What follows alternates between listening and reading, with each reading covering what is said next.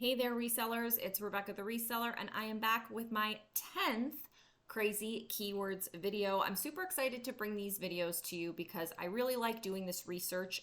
Usually in every video, I'm finding at least one or two really like home run keywords that help me sell more items, and that is the goal with all of these videos.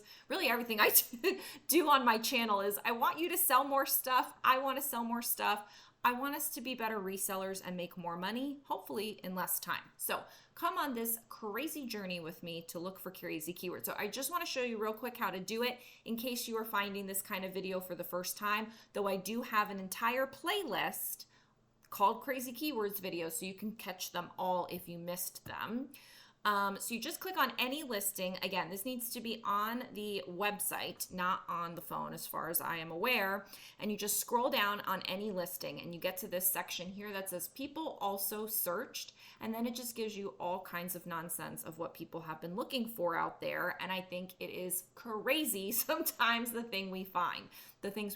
So I'm actually going to switch over to this one just to kind of like clear out some windows. So I'd already pulled this one up. So this one I thought was really good. So we know about oversized sweaters. We know about maybe boxy and things like that. Those are really great keywords. But baggy sweater, I thought that was a good one. And then there's slouchy sweater. Now slouchy I know, oversized I know, boxy I say if it's boxy. I don't often say baggy. Baggy to me is more of like baggy jeans. And so I think that's interesting. I would include this for sweaters going forward. Like I think that's a good one. So then there's also really boyfriend, which is kind of the look that they are going for, right? Like I think that's the official look. Is there's girlfriend things, there's boyfriend things. It's just that relaxed, comfy, cozy, baggy, slouchy kind of look. And so boyfriend as well. So that all goes together. And don't just say one, say multiple things. So I don't know. I guess I would love to know how many people buy wedding dresses on Poshmark. I know that people sell them. I know that people buy them. I think it's really interesting. So wedding dresses. Now, is there that much of a thing out there where any kind of dress can be a wedding dress? Just, if it's white, but it's casual, but someone has like a beach casual wedding, then can that be a wedding dress? Or, if someone doesn't want a white dress, but it's a really pretty dress and you think it could be a wedding dress, would you put wedding on it? Like, I'm not going to put wedding on every single dress I have, but I did think that it was interesting for wedding dress as a keyword. So we've got that one. And then garden dress, I thought that was interesting too.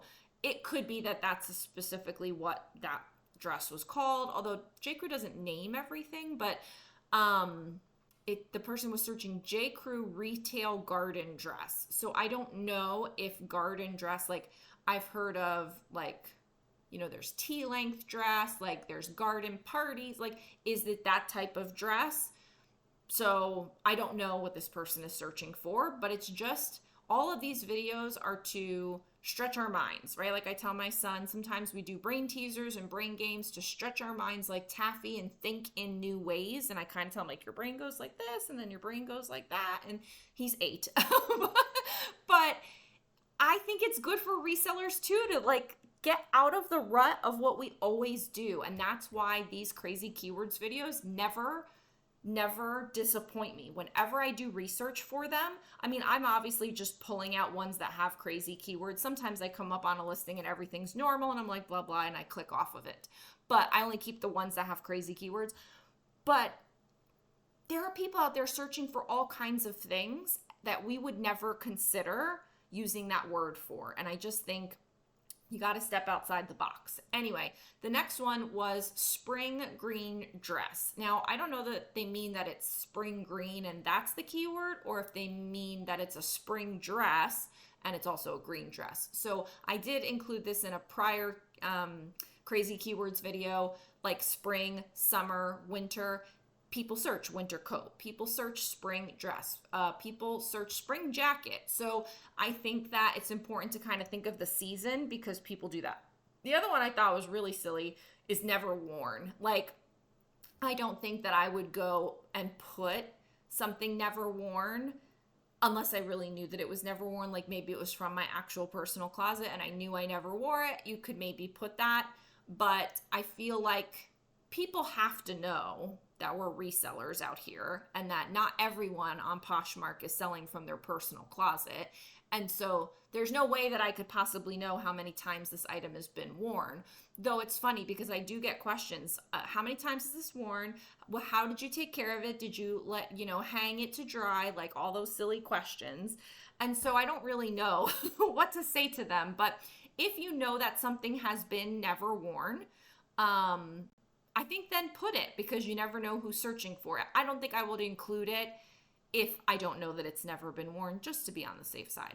This one I thought was interesting. Mint condition, J. Crew dress, sweetheart neckline. That's a new one because I don't typically say mint condition for my items. Mint condition to me sounds more like baseball cards and Pokemon cards, like, sports memorabilia and other collectibles and things like Beanie Babies and stuff. So to me, for someone to search for clothing in mint condition, I don't know how common that is. Is that something that one would want to do? Like my condition description, which I often critique for people, in listing critiques and Poshmark closet reviews and on coaching calls, is that their condition description is like all over the place. It doesn't really mean anything because one time they say great, one time they say good, and that doesn't really tell me anything. Mine says excellent pre-owned condition with no flaws.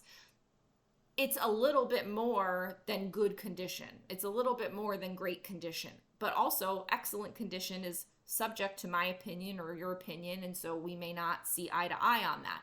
Mint condition, does it take it even a step further for me to say this is in mint condition? I just don't know. I don't know if it's worth it. And then I thought this was interesting. Beautiful. There was a lot on this one. Beautiful J. Crew work dress. So work dress, career dress, office, things like that. Obviously we know, professional. But then to add beautiful, I usually tell people that write kind of superfluous things in their listings that unless you really enjoy the flowery language, or it's really easy for you to bang out a couple of sentences really fast without thinking about it, and you can say all that flowery, salesy stuff, great, this beautiful dress will be a showstopper in your wardrobe, make sure to make it a staple, blah, blah, like things like that. If you can just jam all that out real fast, then go for it. But I know people that agonize for 15, 20 minutes over each listing of what they're going to put and how to put it and what language and what to say and how to, snazzy it up. And it's like, don't do that. That's torture, just call it beautiful and call it a day. And maybe it will actually serve as a keyword. But I don't think people should put a lot of flowery language unless you can do it fast, because I think it's not really helpful. Airy cable knit sweater, which was the one? Hooded sweater. Nope, long sweater. It just comes up again and again and again, and I just feel like I have to just sing it from the rooftops that people are out there not saying tunic length. People are out there saying long sweater, and if you have something that goes over your butt, you should call it a long sweater.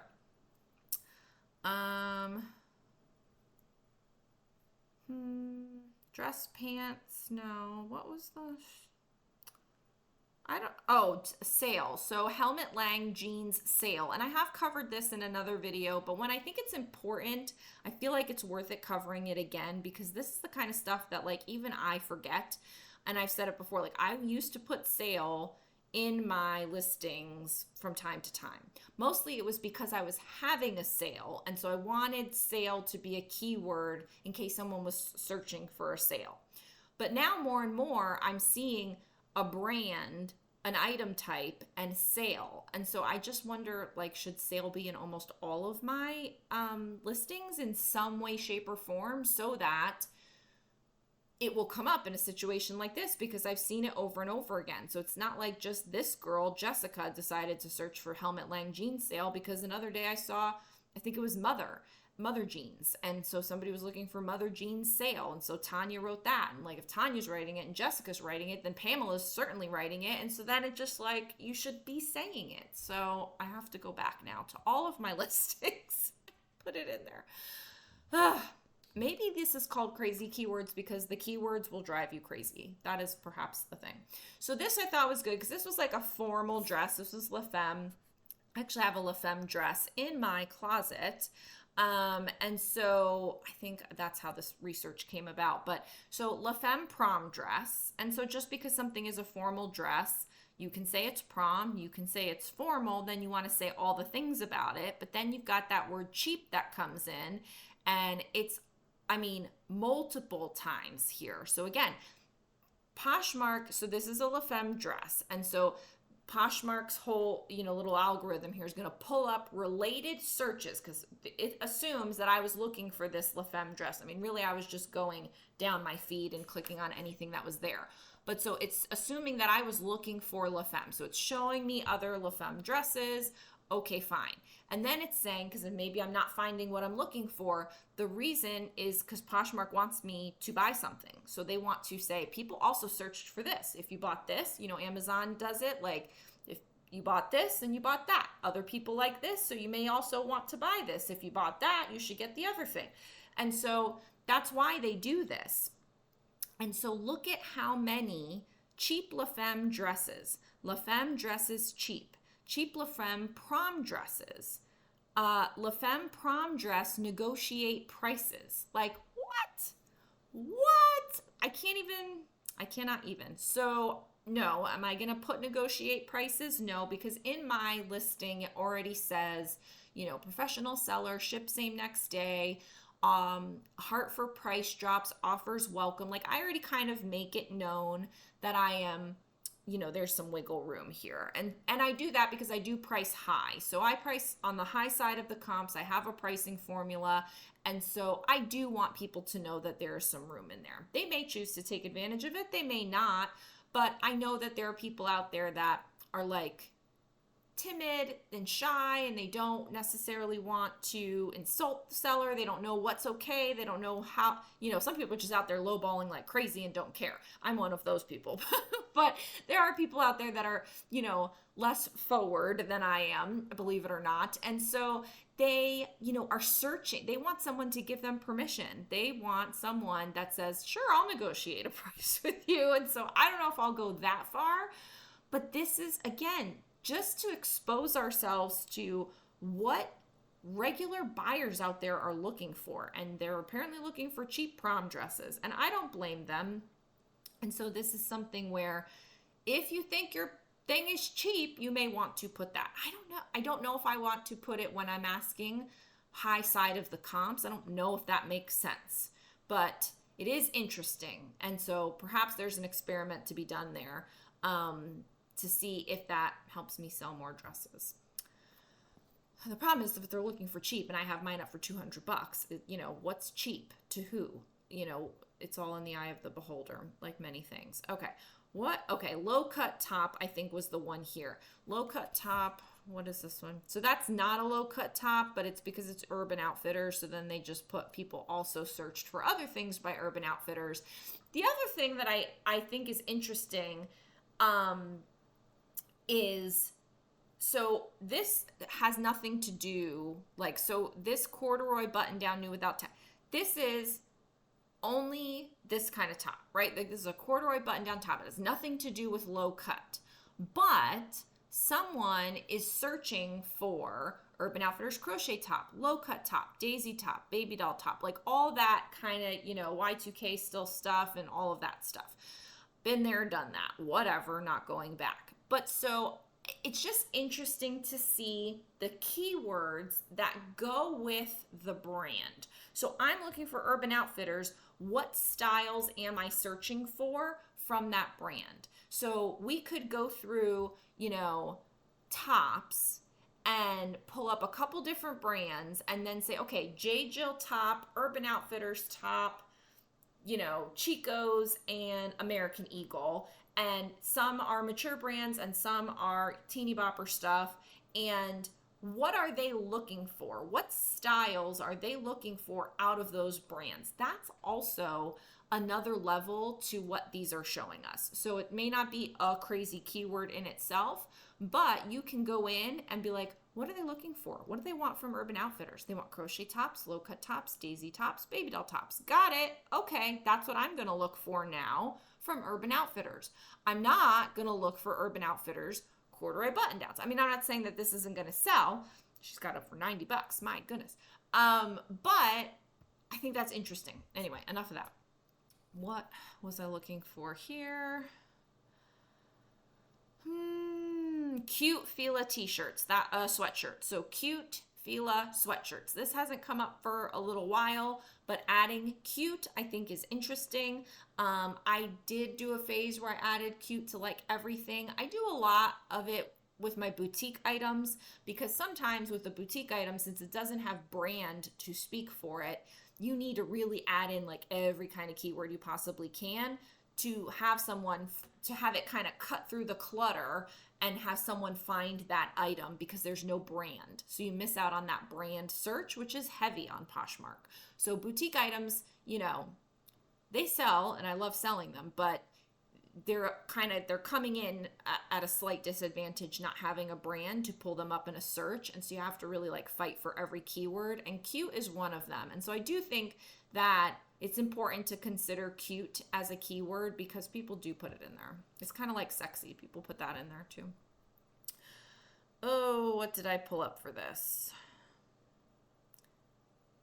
Vest, blazer, I don't even know. Pea coat, winter coat. Nope, it was winter coat. And again, just going along, spring dress, summer dress, winter coat, spring jacket, things like that. Why do they want to wear this? What are they wearing this for? What do they need this for? What problem are they trying to solve? They are looking for an American Eagle winter coat. Do I come up in their search? So I think that's really important. If you have coats, winter should be on them if they're a winter coat. Next. Here we go. Long sweater. I think I just pull them up like across, like it's like an automatic thing now. Anytime I see long in these crazy keyword searches, I'm just like, oh my God, I have to say it. So yeah, I think that was it on this one. I think I forgot that I had probably already said it, because all these other ones are really good keywords. Animal print, cardigan, cropped, striped, cashmere, all these are good. But as far as crazy, making sure that you are really considering those people that don't know about tunic length, they don't know about various lengths. They need to know that it's more than a long sweater, but that's what they're searching for. Jean shorts of the 80s. So that's fun. Jean shorts of the 80s. This one has a few. 4th of July jean shorts. Now, again, this is weird with the Google searches. How to make rips in jean shorts. That's silly. 1990s jean shorts. High-waisted. Swimming in jean shorts. I don't know what we're doing with that. Perfect jean shorts. So is that somebody just searching for that? Or is that like, is there a brand that says then the perfect jean short? It could be the name of something. And then bad jean, I didn't know what that was. So, oh here, distressed jean shorts for moms. Wow. I don't even know what to do with that one, because what makes it a mom short for then not a mom? I don't know. Maybe just they're more flattering perhaps, but yes. So these are really interesting things. Putting the decade in there, if you're a vintage seller, or it's giving off those vibes, even though it's a newer item, but it's a throwback kind of thing. I do say that I put, vintage look, I will say, or retro or throwback. If I have a decade in mind, I'll say 80s, 90s, things like that, 60s, 70s. I don't know what 4th of July ones are, and I don't know about the ones for moms, but these are just, again, ways to stretch your mind, ways to make us all better resellers, ways to think about all the different ways that you can describe an item to hit as many searches as possible. It is so crucial. You can literally add a keyword today and it will make your item sell tomorrow. You just never know. So educate yourself as much as you can. Do these searches on your own, and I'll always be here bringing you more crazy keywords videos. I'll see you next time. Bye.